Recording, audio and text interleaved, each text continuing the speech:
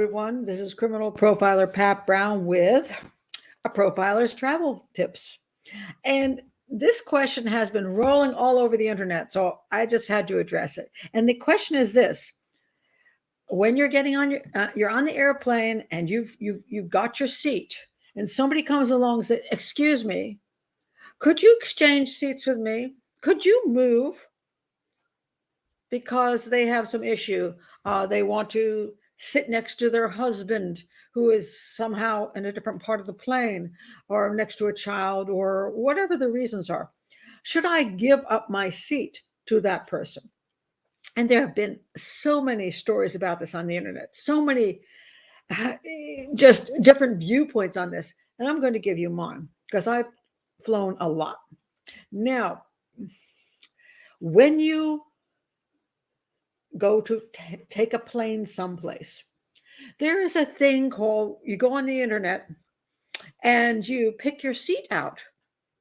Imagine that. You actually choose the seat you want to sit in.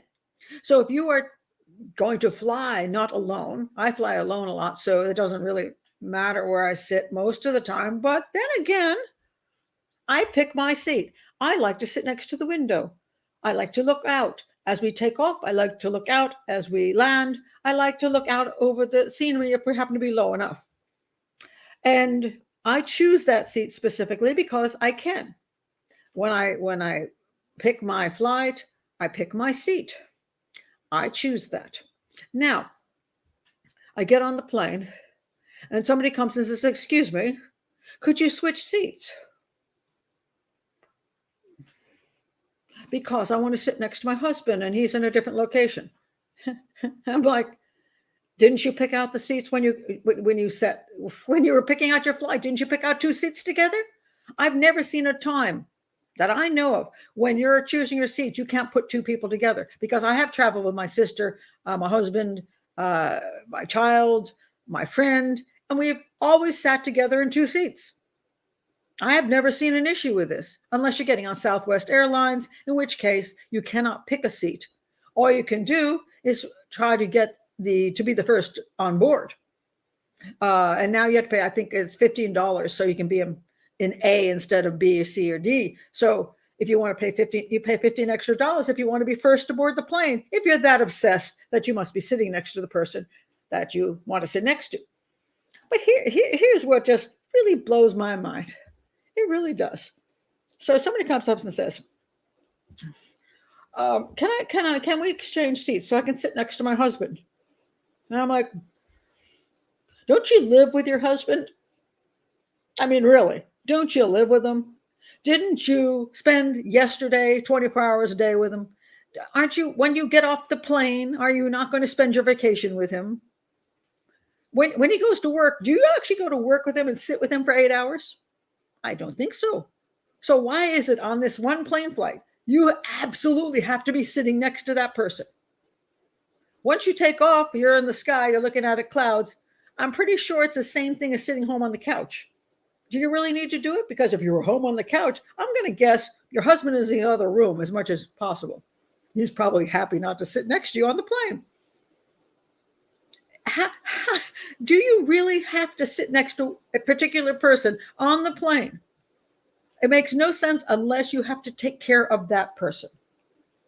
That I understand. If there's some freaky reason why you got separated, because, and I say this, I say freaky reason, because if you have to be with a person, specifically next to them, they're your child, or you're taking a person who is, let's say a person is blind, and you want to sit next to them because you're helping them with a specific disability. Well, then you choose a plane in which you can absolutely be sure you have two seats together. I don't know how you're getting separated. Either you decide what? You waited too long to get your tickets, so you couldn't find two seats together? Is it you're a cheap son of a gun and you don't want to take the flight that has the seats together because you want the cheapest thing, like Spirit Airlines, which no one in their right mind should ever fly? You can, if you're going to be cheap, then you get what you get. If you're not going to do the job to set up your seats together, you get what you get. I shouldn't have to give up my seat because you are cheap or lazy. I'm sorry. I would not be willing to do it. And there's people who feel so guilty. It's like, oh my God, well, they want to sit together. So what? If they wanted to sit together, they would have made it happen. If they weren't willing to make it happen, they can sit apart. Oh, for the whole time they are on the flight. And no flight is usually more than a day. And I'm pretty sure there's a lot of days that they spend together at home or not together at home, which is the whole point. They avoid each other for 24 hours. They can sit in separate seats on the plane. All they're doing is reading a book, watching movies. Do they really need to chit chat? About what? The sky? Come on now. Unless if you got your seat, the seat you wanted. Now, if you don't care, it's one thing. If you got the seat you wanted, there's no reason you have to give up your seat for somebody else who didn't do what they didn't set it up for themselves. Why should you give up your seat for their idiocy? Even this one time, it's crazy. This one person, supposedly they're sitting in first class, and this person comes up and says, can you give up your seat in first class because I have a seat here, but I'd like my husband to sit next to me.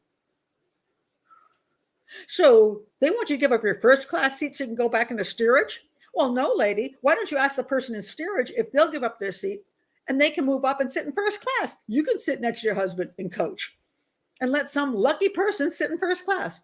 No, you wouldn't think of that, would you? Some of these people are entitled creeps.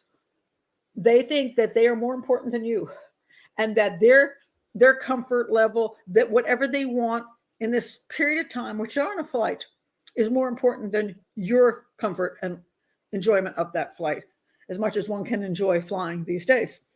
No, they have no more rights than you, especially when if you pick the seat you want.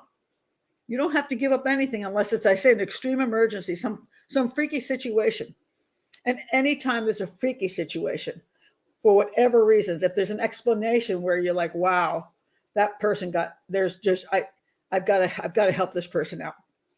Of course, in that case, to be a kind person, yes.